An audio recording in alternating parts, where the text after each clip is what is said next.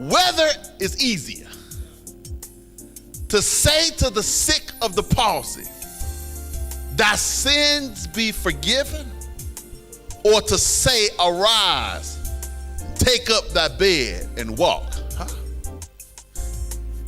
The fact that Jesus acknowledges that saying arise and take up thy bed and walk, the fact that he says that is an acknowledgement that Christ is aware of the expectation.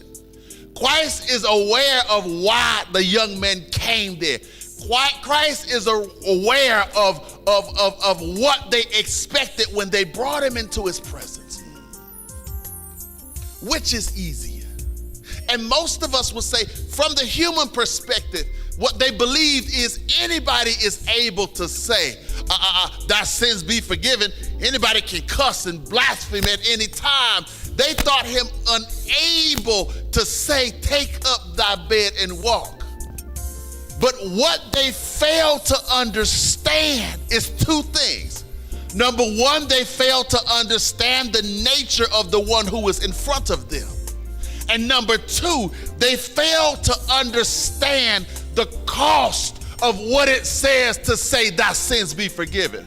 Oh, and this is where I need my gospel students to tune in. You see, in order for Jesus to say, take up thy bed and walk, hear me on this. He could have stayed in heaven to say that. He could have stayed right next to the Father in the palatial glory of angels and dropped down physical blessings on all of humanity.